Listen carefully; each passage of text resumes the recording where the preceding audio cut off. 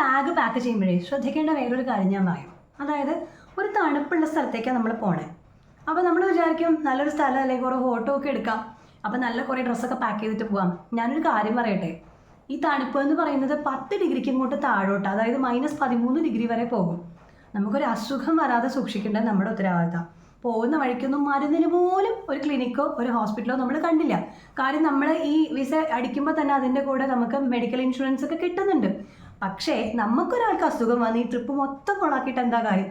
അപ്പോൾ അതുകൊണ്ട് തന്നെ അവസാനത്തിൻ്റെ തൊട്ട് മുമ്പ് വരെയുള്ള ദിവസം, അവസാനത്തെ ദിവസം പിന്നെ എന്തെങ്കിലും ആവട്ടെ, നമ്മൾ പോരാനായല്ലോ, തൊട്ട് മുമ്പുള്ള ദിവസം വരെ നമ്മളെല്ലാവരും കട്ടിയുള്ള ജാക്കറ്റും ക്യാപ്പും ഗ്ലൗസ് വരെ ധരിച്ചുകൊണ്ടാണ് നടന്നിരുന്നത്. കാരണം അസുഖം വരാതിരിക്കുക എന്നുള്ളത് വളരെ പ്രധാനപ്പെട്ട കാര്യമാണ്. നമ്മൾ മറ്റുള്ളവരുടെ ഒരു ബുദ്ധിമുട്ടിലേക്ക് പോകാൻ പാടില്ലല്ലോ. പിന്നെ മാത്രമല്ല, നമ്മൾ ഈ ബാഗ് പാക്ക് ചെയ്തെടുക്കുമ്പോഴേ ഒത്തിരി നല്ല ഡ്രസ്സുകൾ എടുക്കണ്ട, അത്യാവശ്യം കുറച്ച് നല്ല ഡ്രസ്സുകൾ എടുക്കുക. കാരണം അങ്ങനെ പുറത്ത് കാണിച്ച് നമുക്ക് എടുക്കാൻ കിട്ടിയ അവസരങ്ങൾ വളരെ കുറവായിരുന്നു എന്ന് തന്നെ പറയാം. കാരണം പാരീസ്, സ്വിറ്റ്സർലൻഡ് ഇവിടെയെല്ലാം -ലാണ് ടെമ്പറേച്ചർ. പിന്നെ രക്ഷയില്ല, ജാക്കറ്റ് എടുക്കാതെ വേറെ രക്ഷയില്ല. പിന്നെ ബാഗ് സൂക്ഷിക്കുന്ന ആളെ സംബന്ധിച്ചിടത്തോളം ഫുൾ ടൈം ഈ ബാഗിന് പുറത്ത് ജാക്കറ്റ് ഇട്ടേ പറ്റൂ. കാരണം ഞങ്ങളുടെ വിസയും പാസ്പോർട്ടും അങ്ങനെ പ്രധാനപ്പെട്ട രേഖകളെല്ലാം ഒരു ബാഗിലാക്കിയിട്ട് എൻ്റെ ഹസ്ബൻഡ് നെഞ്ചോട് ചേർത്ത് അതിൻ്റെ മുകളിൽ ജാക്കറ്റും ഇട്ടുകൊണ്ടാണ് നടന്നിരുന്നത്. നിങ്ങൾക്ക് ആ ഫോട്ടോസും വീഡിയോസും കാണുമ്പോൾ നിങ്ങൾക്ക് മനസ്സിലാവും. കാരണം പുരുഷന്മാരാരും തന്നെ ജാക്കറ്റ് ഊരിയിട്ടില്ല. ഈ പ്രധാനപ്പെട്ട ബാഗ് അവരുടെ കയ്യിലായിരുന്നു. അപ്പോൾ പുരുഷന്മാർ ഈ ട്രിപ്പിന് തയ്യാറെടുക്കുമ്പോൾ ഫോട്ടോ എടുക്കാനുള്ള ഒരു 3-4 ഡ്രസ്സുകൾ കരുതിയാൽ മതി. ബാക്കിയുള്ളതെല്ലാം അത്യാവശ്യം നമ്മൾ സാധാരണ ഇടുന്ന ഡ്രസ്സുകളൊക്കെ തന്നെ മതി. പിന്നെ ഇനി സ്ത്രീകൾക്ക് നമ്മളെ സംബന്ധിച്ചിടത്തോളം ഫോട്ടോ എടുക്കണം അല്ലേ? അപ്പോൾ അതിന് ഞാൻ കണ്ടെത്തിയൊരു മാർഗം എന്ന് പറയുന്നത് തെർമൽ വെയർ. അതായത് നമ്മുടെ പെറ്റിക്കോട്ട് പോലെ തെർമൽ വെയർ എന്ന് പറയുന്ന ഒരു സാധനം നമ്മുടെ ഡെക്കാത്തലോണിൽ വാങ്ങിക്കാൻ കിട്ടും. അപ്പോൾ അത് നമ്മുടെ ആദ്യം ഉള്ളിട്ടതിന് ശേഷം അതിൻ്റെ പുറത്തുകൂടി നമ്മൾ ഏതെങ്കിലും ഡ്രസ്സ് ഇട്ടാൽ വലിയ ഷേപ്പൊന്നും ഉണ്ടാവില്ല, ആകെ തടിച്ചു തീർത്ത പോലെയൊക്കെ തോന്നും. എങ്കിലും നമുക്ക് ആ ഡ്രസ്സിൽ, നല്ല ഡ്രസ്സിൽ നമുക്ക് ഫോട്ടോ എടുക്കാമെന്ന് മാത്രം. അതേ ഒരു വഴിയുള്ളൂ. ഇനി ഈ സാധനം ഒന്ന് നോക്കിയേ, നമ്മുടെ കഴുത്തിൽ ചുറ്റിക്കെട്ടി ഇടാവുന്ന ഒരു ഉള്ളൻ ക്ലോത്താണ്. പക്ഷെ ഞാൻ ഇതിൻ്റെ ഒരു ഉപയോഗം ഇങ്ങനെയല്ല കണ്ടത്. അതായത് നല്ല തണുപ്പുള്ള സമയത്ത് നമ്മുടെ തലയിൽ കൂടെ ഇട്ടിട്ട് നമ്മുടെ മൂക്ക് ഇങ്ങനെ കവർ ചെയ്ത് മാസ്ക് ഇടുന്ന പോലെ ഇട്ടാൽ തണുപ്പിന് നല്ല ശമനം, നമുക്ക് ഒരുപാട് തണുപ്പ് സഹിക്കാൻ പറ്റും.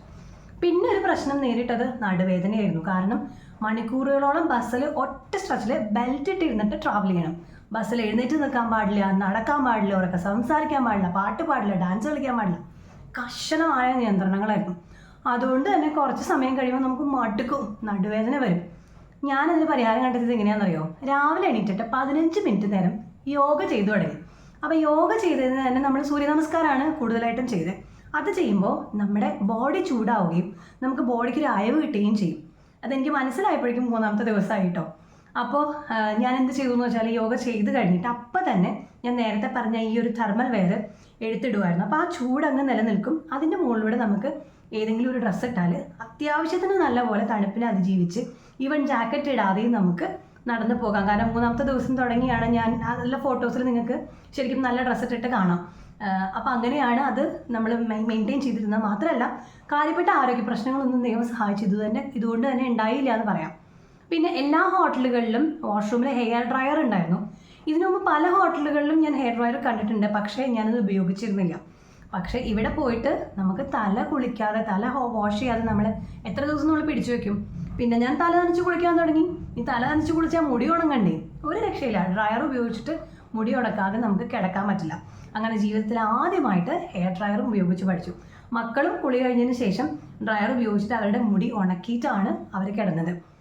പിന്നെ അതുപോലെ നമ്മൾ സാധാരണ ട്രിപ്പിന് പോകുമ്പോഴൊക്കെ ഒരു ഭംഗിക്കായിട്ട് നമ്മുടെ സൺഗ്ലാസ് നമ്മുടെ കയ്യിൽ കരുതാറുണ്ടല്ലോ ഫോട്ടോ ഒക്കെ എടുക്കാൻ വേണ്ടിയിട്ട്. അപ്പോൾ അതുപോലെ 4 സൺഗ്ലാസ് ഞാൻ എടുത്തു വെച്ചിട്ടുണ്ടായിരുന്നു.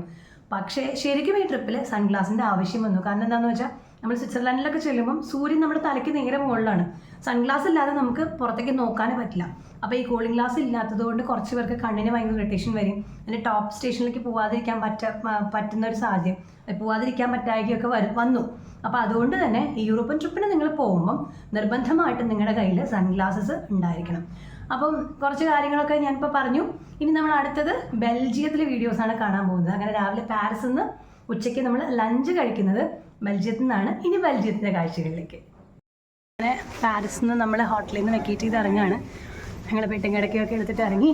ആൻഡ് ഇന്ന് 3 കൺട്രി കവർ ചെയ്യണം ബൈ ബസ്സിൻ്റെ ട്രാവൽ തന്നെയാണ്. അപ്പോൾ ഞങ്ങൾ അടുത്ത കൺട്രിയിലേക്ക് പോട്ടെ. Bye bye Paris, bye bye.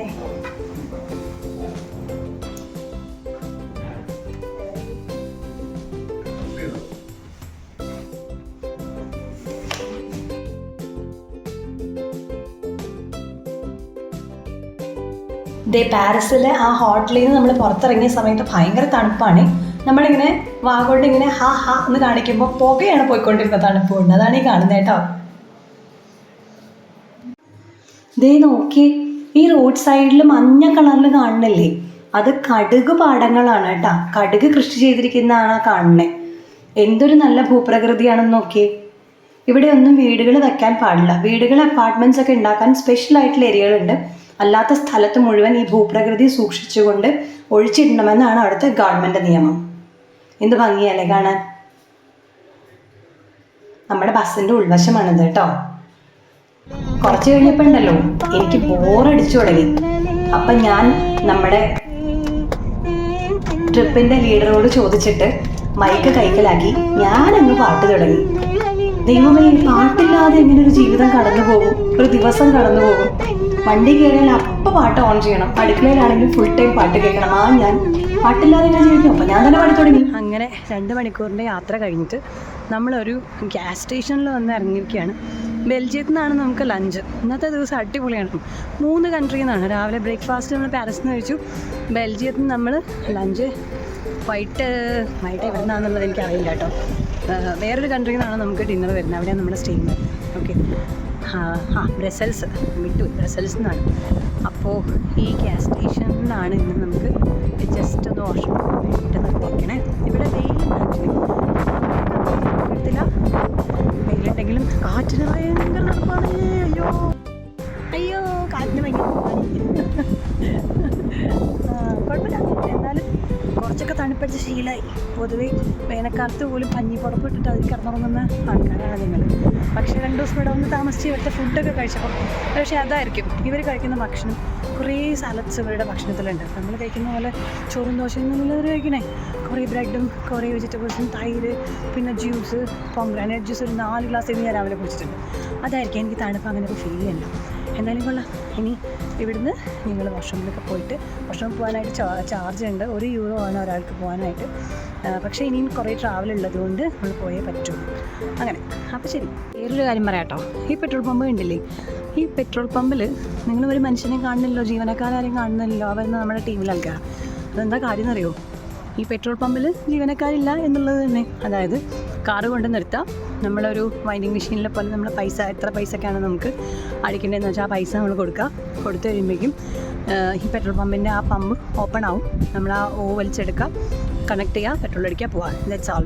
ഒരു മനുഷ്യൻ്റെ അവിടെ ആവശ്യമില്ല. കുറച്ച് കഴിയുമ്പോൾ നമ്മുടെ ഈ AI ടെക്നോളജിയൊക്കെ ഡെവലപ്പ് ചെയ്ത് വരുന്നതൊക്കെ നമ്മുടെ നാട്ടിലും വരും. മനുഷ്യരെ ആവശ്യമില്ലാതെ വർക്ക് ചെയ്യുന്ന ഇതുപോലെയുള്ള ടെക്നോളജി ഇപ്പോൾ തന്നെ നമ്മുടെ നാട്ടിൽ വന്നു തുടങ്ങി. കണ്ടോ, ഇവിടെ ഒന്നും ഇതൊക്കെ പെട്രോൾ പമ്പുകളാണ്. പക്ഷേ ഇവിടെ ഒന്നും മനുഷ്യർ ജീവനക്കാരില്ല. അതാണ് അതിൻ്റെ കാര്യം. കണ്ടോ, ഇവിടെ ഉണ്ടായി നിൽക്കുന്ന പൂവുണ്ടോ? നോക്കി. ഹായ്. അല്ല, ഞാനൊന്ന് ഊതട്ടെ നോക്കട്ടോ. ഓക്കെ,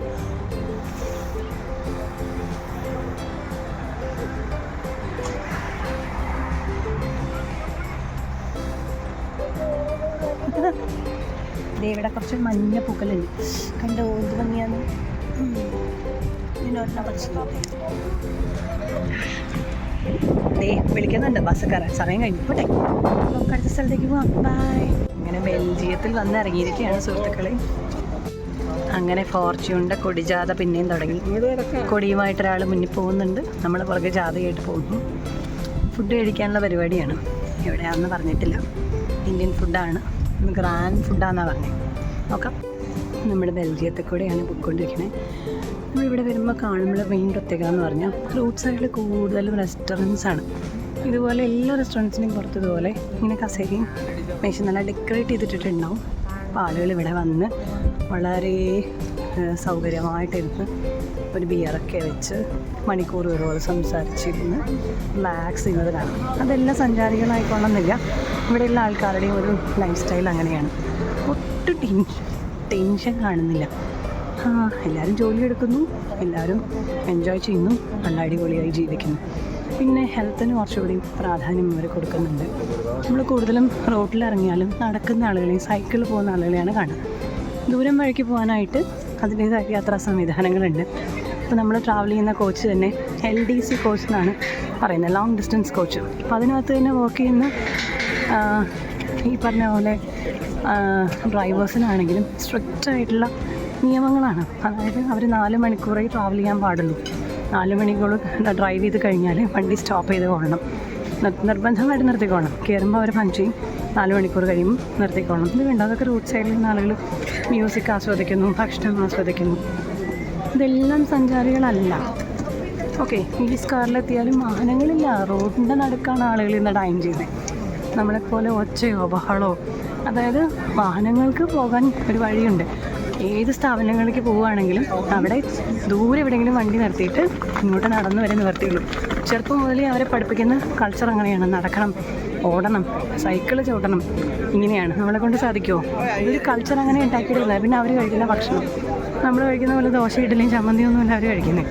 കുറ്റമല്ല, ബട്ട് അവർ കഴിക്കുന്നത് കൂടുതലും സ്മോക്ക് ചെയ്തിട്ടുള്ള, അതിനെ വേവിച്ച ഇറച്ചി, അതിൻ്റെ കൂടെ കുറേ സാലഡ്സ്, തൈര്, അതുപോലെ ജ്യൂസുകൾ, ഫ്രൂട്ട്സ് ഒക്കെയാണ് അവരുടെ ഡെയിലി ഫുഡ്. അതുകൊണ്ടായിരിക്കാം അവരുടെ ശരീരപ്രകൃതി അങ്ങനെ കുറച്ചുകൂടി ഹെൽത്തിയാണ്. നമ്മൾ പാരീസിലാകുമ്പോഴും പോകുമ്പോൾ കണ്ടൊരു വേറൊരു കാഴ്ച, ആളുകൾ ഓടുന്നുണ്ട്.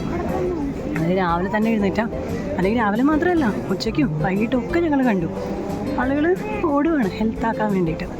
അപ്പോൾ നമ്മളെ കൊണ്ട് സാധിക്കുമോ? നമ്മളിവിടെ നിന്ന് അങ്ങോട്ട് തൊട്ടടുത്തുള്ള കടയിൽ പോകുന്നെങ്കിൽ പോലും നമുക്ക് സ്കൂട്ടർ അല്ലെങ്കിൽ ബൈക്ക് വേണം. അപ്പോൾ അതാണ് ആ വ്യത്യാസം. ഇവിടെയൊക്കെ കാണാൻ പറ്റും റോഡ് സൈഡിൽ ആളുകൾ ഡൈൻ ചെയ്യുന്നത്. ഇത്ര ഹാപ്പി ആയിട്ട് ആളുകൾ ഭക്ഷണം കഴിക്കുന്നതെന്ന് നോക്കി. നമ്മുടെ ടൂറിസ്റ്റ് പ്ലേസുകളിൽ പോയാൽ പോലും ഇങ്ങനൊരു കാഴ്ച കാണാൻ പറ്റുമെന്ന് തോന്നുന്നില്ല. ഡിഫറെൻറ്റ് കൈൻഡ്സ് ഓഫ് ഫുഡാണ്, അതിരുന്ന് എൻജോയ് ചെയ്ത് കഴിക്കണം. ഓക്കെ, അതാണ് യൂറോപ്യൻ കൺട്രീസും നമ്മുടെ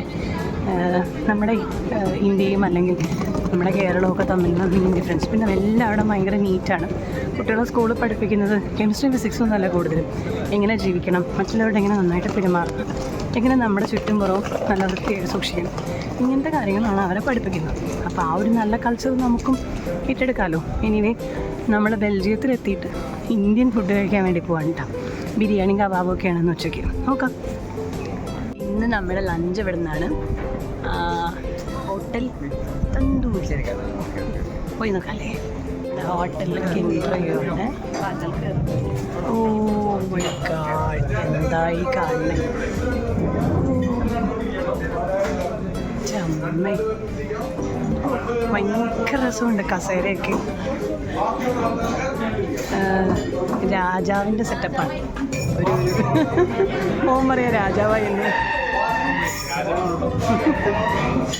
ഓ മൈ ഗോഡ്, എന്താണ്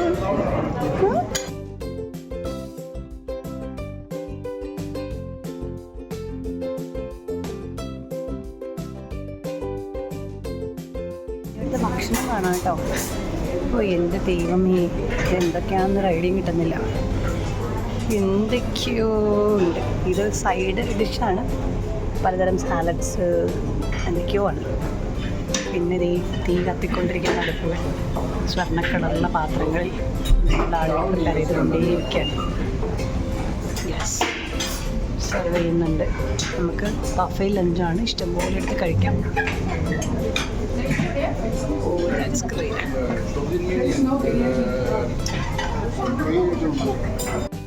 ആദ്യമായിട്ടാണ് റെസ്റ്റോറൻറ്റ് വന്നിട്ട് ഇവിടെ ബ്ലാക്ക് ഫിഷ് ഒരു വെറൈറ്റി ആണ്. പിന്നെ ഫുഡ് ഞാൻ എടുത്തു. ഓക്കെ, ഫസ്റ്റ് സൂപ്പിലാണ് സ്റ്റാർട്ടിങ്. വെജിറ്റബിൾ സൂപ്പാണ്, കാണാം. വെജിറ്റബിൾ സൂപ്പുണ്ട്. പിന്നെ chicken biryani, mandi, chicken wings, salads എല്ലാം ഞാൻ എടുത്തിട്ടുണ്ട്. കഴിച്ചിട്ടുണ്ടാവല്ലേ. തുടങ്ങാം.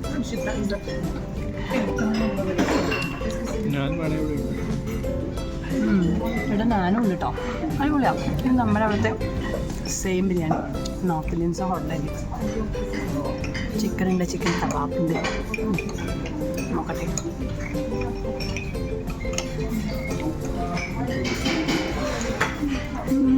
നമ്മുടെ നാട്ടിൽ കിട്ടുന്ന ചിക്കൻ കബാബ് സൂപ്പർ. പിന്നെ അത്യാവശ്യം കള്ളുപിടിക്കാൻ നോക്കിയിട്ടുണ്ട് കേട്ടോ. നമ്മുടെ കൂട്ടത്തിൽ അങ്ങനെ ഇരിക്കുന്നവരാരും ഇല്ലാന്ന് തോന്നുന്നു. അങ്ങനെ വേണമെങ്കിൽ കുടിക്കാത്തതാണ് ഞാൻ പറഞ്ഞു. ഇവിടെ വലിയ നിയന്ത്രണമൊന്നുമില്ല, അങ്ങനെ ബാറ് ഹോട്ടലൊന്നും. അപ്പോൾ കഴിയുടെ നല്ല ടേസ്റ്റ്, നല്ല വിശപ്പുണ്ട്. ചിക്കൻ ബിരിയാണി കഴിഞ്ഞ് അടുത്ത കോഴ്സ് എൻജോയ് ചെയ്തുകൊണ്ടിരിക്കുകയാണ്. രാജസിംഹാസനത്തിലാണ് ഇരിക്കുന്നൊരുത്ത്. എങ്ങനെയുണ്ട്?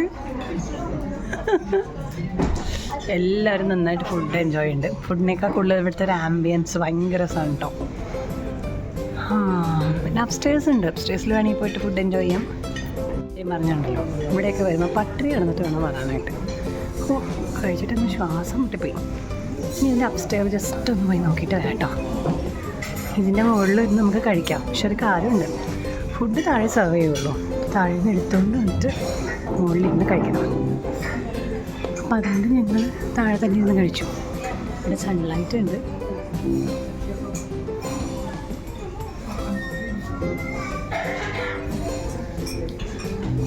ഇവിടുന്ന് ഹോട്ടലിൻ്റെ വ്യൂ കണ്ടോ?